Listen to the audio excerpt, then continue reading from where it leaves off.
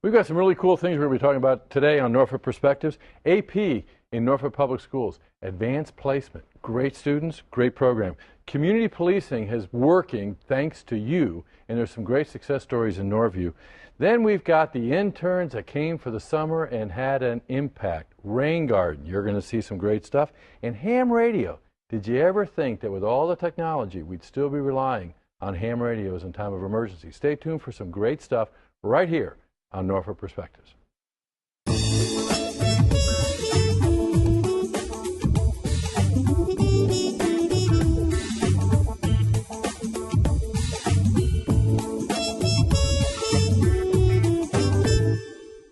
Welcome to Norfolk Perspectives. I'm Bob Batcher, and I'm here with Bruce Brady, who is a AP teacher, but also in charge of the whole program for Norfolk Public Schools, right? That's right. I used to teach AP, but now I'm an instructional specialist for the district. And wait a minute.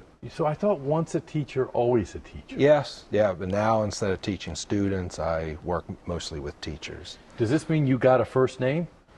That's why I could call you Bruce Brady Sure. instead of Mr.? Yes. Oh, Absolutely. cool. That's because I said in the tease that I aspired to be an AP student, but I never quite got there. It's special to be an AP student, isn't it?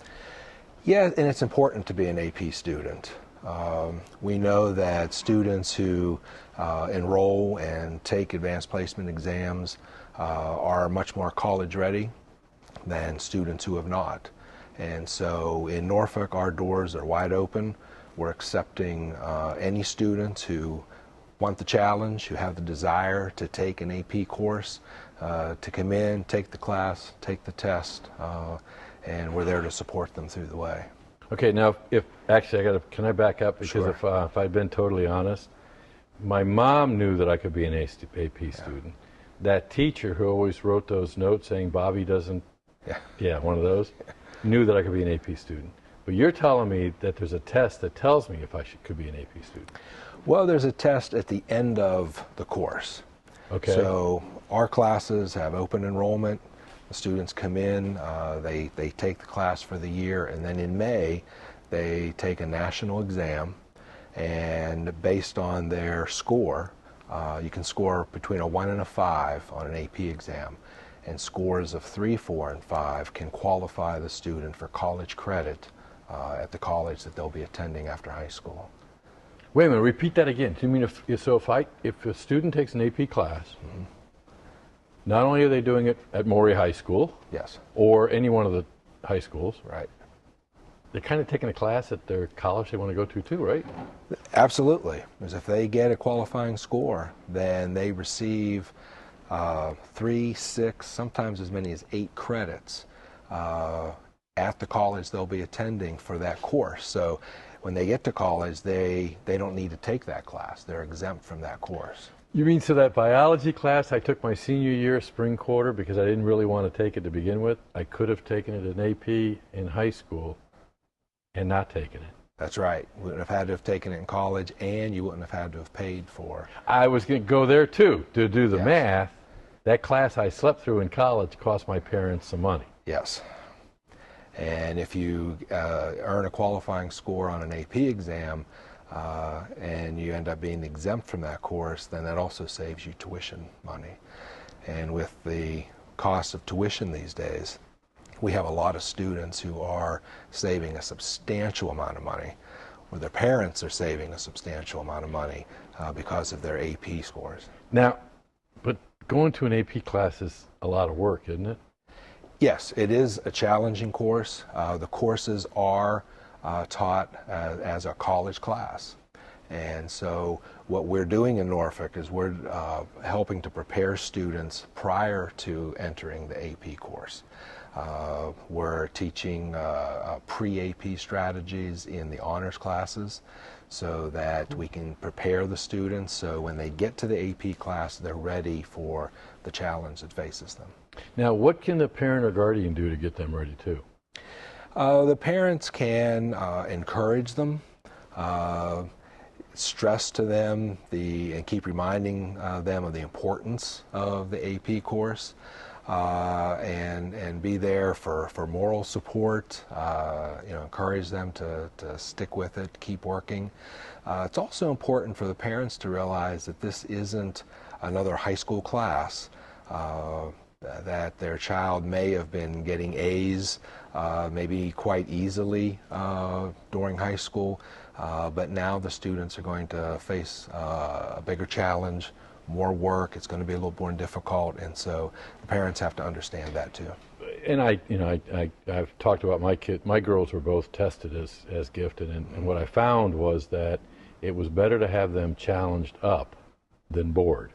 Absolutely. So you're really doing your kid a favor by Absolutely. getting them engaged. Yes. And the struggle now in an AP class, the work that they have to put into it, pays off because when they go to that college campus, they're going to be better able to compete. They're going to be better success, enjoy more success. Bruce, I got one last question. I got to ask this one. It's a really important one. Put it in perspective. How many students are there in the program? We have had a huge increase in Norfolk. We had a 34% increase in our qualifying scores this year, almost a 50% increase in the number of exams we gave. We gave 1,000 more exams this year than we gave last year. What a success story. Absolutely. That is so cool. Bruce, thank you for what you're doing and really bumping it up and getting, 3,000 to 4,000 students? Yeah, we're over 3,000 That's awesome. chairs now in AP classes. Wow. Yeah. But it also dawned on me that you're bringing a very depressing message to me. The summer's over. Yeah, it is. And we're getting ready for we're getting ready for school. Okay, well, thanks a lot for everything that you've done and in really highlighting the success of our Norfolk Public Schools and our kids. Thank you. Thank you. When we come back, we're going to be talking about community policing and some great success stories there. Stay tuned.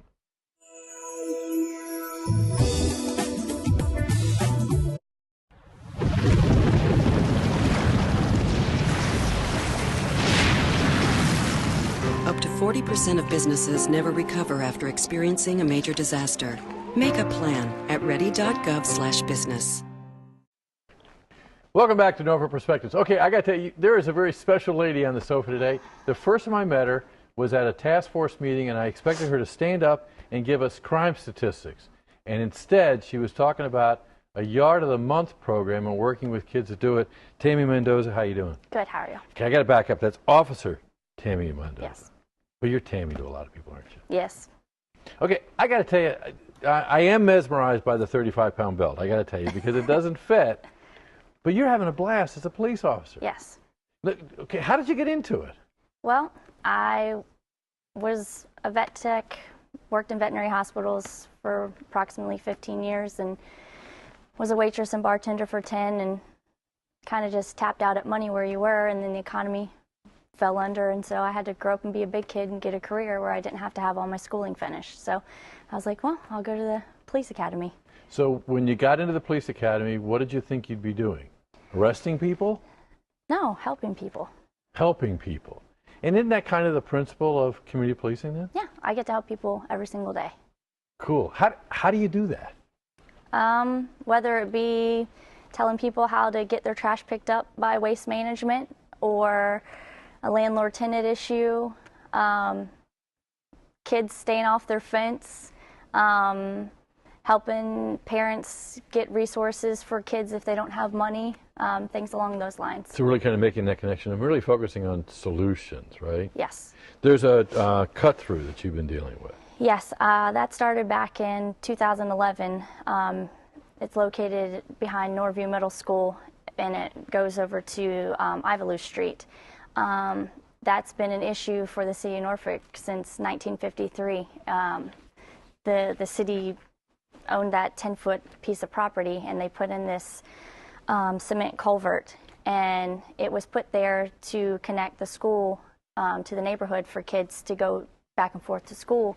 It was a good idea in theory. However, it was a basis for gang activity, crime, sexual assault, bad stuff. And I partnered with Kevin Schaefer from Public Works, various members of the police department, and other members of the city, and we finally got it out this year. So it's gone. It's completely gone. What replaced it?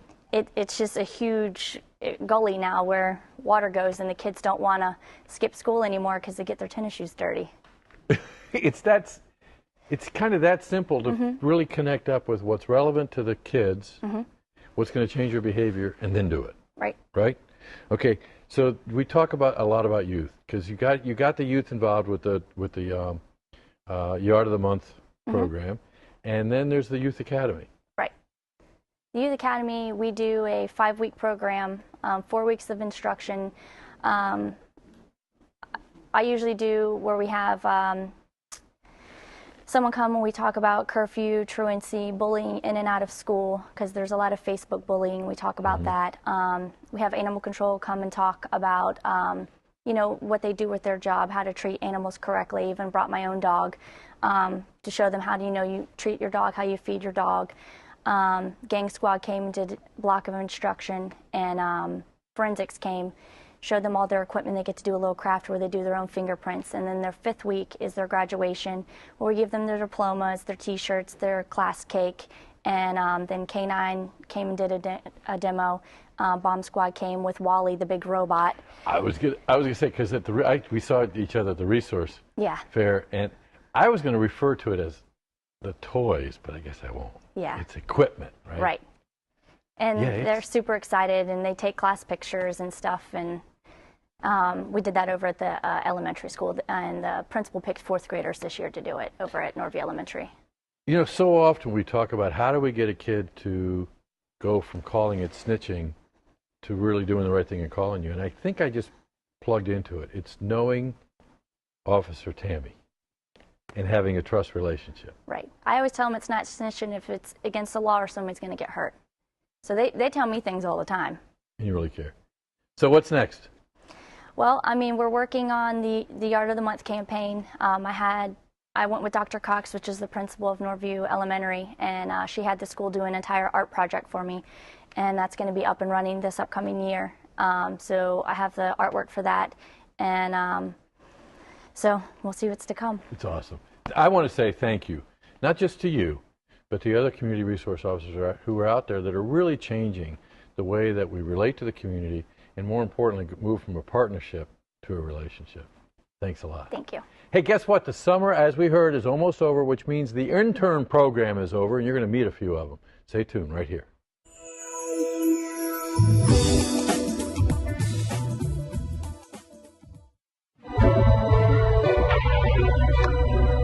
The first day stepping on the court, I couldn't keep up. That motivated me to step up my game. When I reach a goal, I set a new one the next day. And my next goal is to go to college. Mastering the court takes persistence. So does getting into college. I've got what it takes. So do you. Welcome back to Norfolk Perspectives. As everybody knows, during the summer, city governments get interns, and that's usually the time where coffee can be delivered, closets can be cleaned out, files can be filed. Not this summer. Oh no, we had 22 interns who got together and did absolutely awesome stuff. Do you guys agree? I think Very so. much. I agree. Okay, Rio Ziegler, Yes. right there. Marissa Walker, Yes. and Jonathan Small. How's it going? Very well, thank you. Did you guys do awesome stuff? Yes. I would say we did. Okay, so what'd you do? We built a rain garden. We also worked on plenty of other projects within our different departments. I know just personally I have an entire paragraph on my resume now of things I've done for the city of Norfolk, so it truly has been an enriching experience. What department were you in? I was in Public Works, and I kind of worked in all different divisions. As you know, Public Works is a huge department, so I kind of was a jack of all trades in there, going around and helping out wherever I could. Okay, now I think I met you on your first or two, and somebody was bringing you around and said, we're not really sure what we're going to do with her. And you were really excited. We're not really sure what we're going to do with her.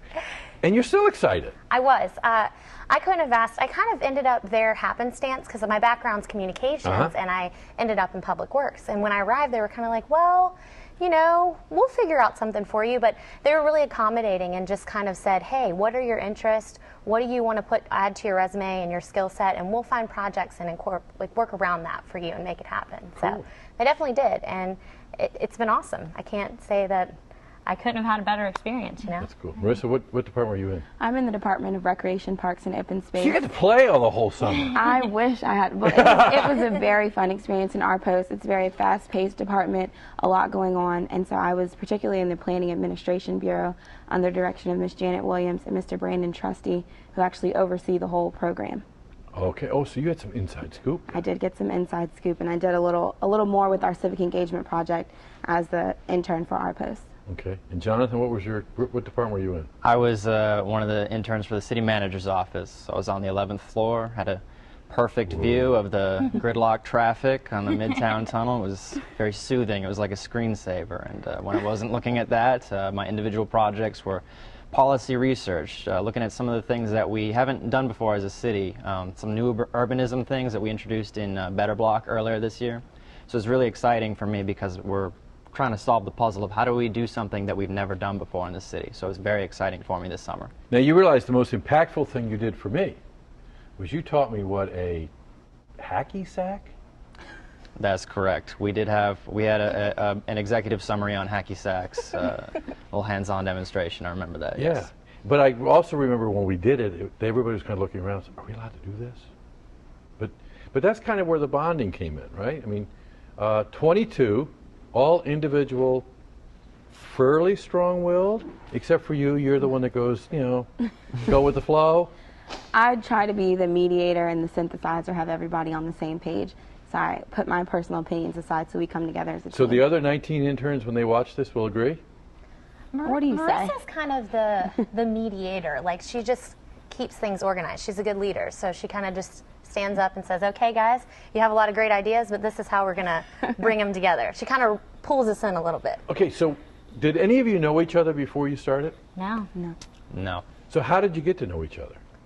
Just spending a great deal of time together and just really bonding over working so hard together. I mean, late night conversations on the phone about our project and just carpooling together. I mean, anything. You have random conversations and it just kind of bonds you as a group. Because you were working on a common project as well as the individual jobs you had. You worked on a common project. Okay. Because I know you guys. I had the pleasure of having most of you come into the department because you were huddling around the one computer we gave you. Everybody had a computer, right? Right. Yes, Okay. yes. What was this project you were talking about? Building a rain garden at Ingleside Recreation Center, the Regain Rain Garden. Okay. Now, how does this tie into public policy and all this stuff? Well, public policy, it's we wanted to deliver a service directly to the community. And this is something that I mentioned earlier today at a meeting with City Manager Marcus Jones, but with some of the issues being what they are, flooding is a hot topic issue here. Flooding and bay pollution are hot topic issues. So we were looking for a way to creatively use the space and resources that we had to alleviate, to the extent that we could, flooding and bay pollution. Okay. And we wanted to take it also a step further and do community outreach with that. Because if you have a great project and you build a rain garden, it sits there as a rain garden, but then you can take it further by getting the community involved and getting kids involved, getting their hands dirty, planting the plants with us, and having them be able to take ownership of the garden was a huge deal for us and probably my favorite part of the project. Okay. Marissa, I'm going to ask you a question. If you could change anything in your internship, what would it have been? Very cliche, but I don't think I would change a thing. It took us a long time to get to the point where we are, and I'm kind of like, okay, what can we do type person. So I think some of the longer drawn out meetings could have been shortened in a sense. But if I had to, looking back in retrospect, I wouldn't change a thing about the internship. I worked with 21 other very bright, just very enthusiastic and driven individuals, so I wouldn't change a thing. Okay, I'm just going to close because we're going to show the video that you had multiple finished products, deliverables, as the manager would say. Yes. One was the garden, one was this video that we're getting ready to watch, which we all worked on collaboratively. I think you'll recognize the voice of it. But you also had another deliverable. You had a real impact on a lot of us who were here before you got here, who will be here after you go on to doing your life, had an impact in really changing our lives and seeing how it can be done and it should be done. And thank you for knocking them dead and keep doing it for the rest of your career. You know what? We're going to let the viewer enjoy seeing the video that you all produce. Thanks a lot. Thank you. Thank you.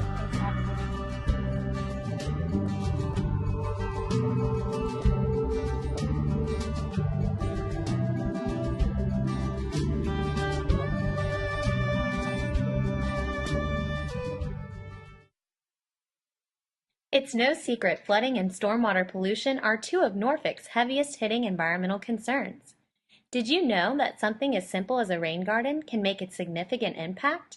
With a little hard work and dedication, a team of 22 executive interns worked together to show residents how they could help make Norfolk a more environmentally friendly city by building the Regain Rain Garden. Regain stands for Relief Through Environmental Gardening and Innovative Networking. Stop by to see the Regain Rain Garden at Ingleside Recreation Center and visit www.norfolk.gov to find out how to build a rain garden in your neighborhood. There are also funding opportunities available through the Neighbors Building Neighborhoods program. This project means a lot to me for lots of reasons. I think environmental stewardship is one of these things that's just, it's really catching on in a lot of different communities, and to bring it here to Ingleside where we have lots of really young people, as you can see, great little kids that are already interested, getting their hands dirty, like there's something really special about that. And hopefully the idea is that they'll take it and they'll spread it. They'll spread the word. You know, they'll get their parents involved. They'll go home today and say, you know what, Mom, I planted a plant, and then she'll come over here and she'll see it, you know, and then they can watch it grow, and it's something that's rewarding and fulfilling. And I think that even more so than catching runoff or, you know, filtering stormwater and making sure that the bay is clean. I mean, those are all really important things, but if we're not furthering the cause somehow, you know, then what's it for? Otherwise, then it's just another garden. This is something that's actually turning into something really special. I like helping the plants so they can grow, and every time I look at them, it reminds me how I done and help. Rain Garden Project, what it means to me. I'd say it's the culmination of a lot of hard work and basically the spirit of environmental sustainability in Norfolk. It really proves that citizens do care and really want to help our environment. And it's so important in a city like Norfolk where flooding is an issue. And what might be its impact? Well, I hope that more people will take this into their households and say, let's build a rain garden. Let's help out the environment more. Things like that. That's really going to have an effect. I really would like you to come. So all these planters over here are doing a lot of work. So you have to come and see. The Regain Rain Garden is a start toward making our city a cleaner and healthier environment for residents to work and play. Let's take the reins on environmental sustainability and regain.